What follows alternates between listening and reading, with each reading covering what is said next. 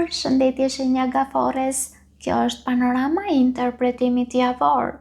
Kjo javë për ju nis me kartën Mbreti i Shpatave, një figurë që ju këshillon të mendoni me ftohtësi dhe qartësi, të vendosni kufi të prerë dhe të merrni vendime të bazuara në fakte.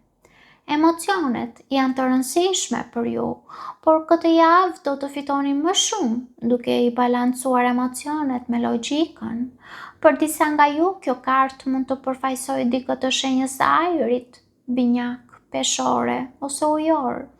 Për disa të tjerë, kjo kartë mund të përfaqësojë një person autoritar, të drejtë ose me ndikim, i cili ose e cila mund të luajë një rol të rëndësishëm në ngjarjet e javës.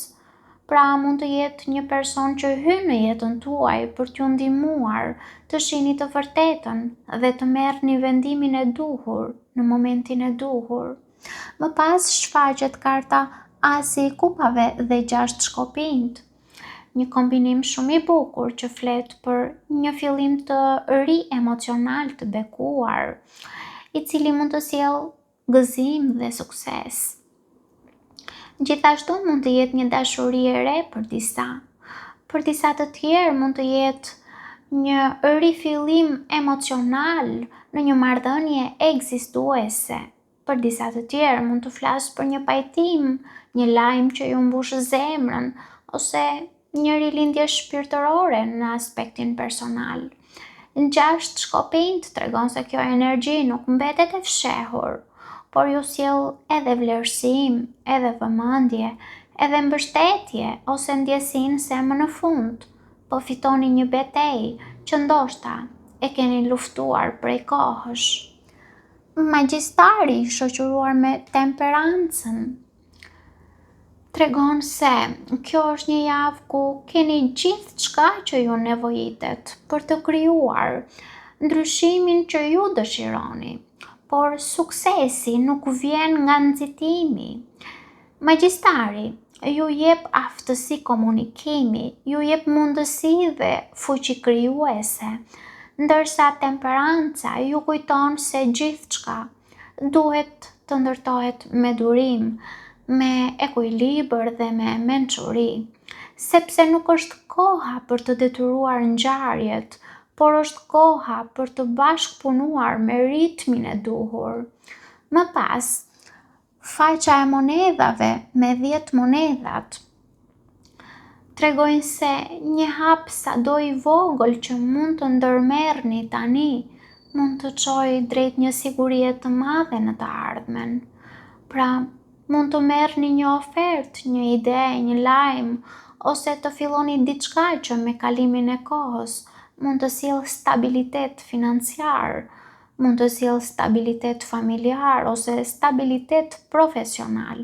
Këto dy karta së bashku premtojnë rritje të qëndrueshme dhe rezultate afatgjata.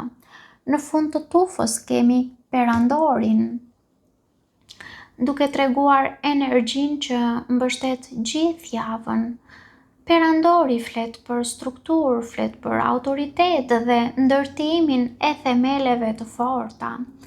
Pavarësisht emocioneve apo ndryshimeve që mund të përjetoni, kjo javë ju çon drejt më shumë stabiliteti dhe kontrolli mbi jetën tuaj. Për disa nga ju, perandori mund të përfaqësojë gjithashtu edhe një figurë mbrojtëse ose një person me ndikim që sjell siguri.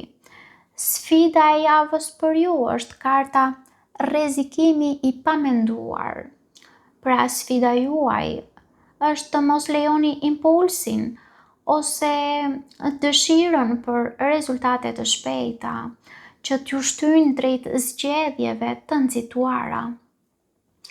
Kjo javë nuk shpërblen bastet dhe vendimet e marra pa reflektim.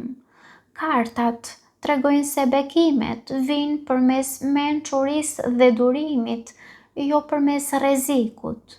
Bekimi i javës për ju është karta Kujdestari. Bekimi juaj është mbrojtja. Pra, mund të jetë mbrojtje hynore, mund të jetë mbështetja e një personi besnik, ose mund të jetë aftësia juaj për të mbrojtur atë që ka vërtet rëndësi për ju.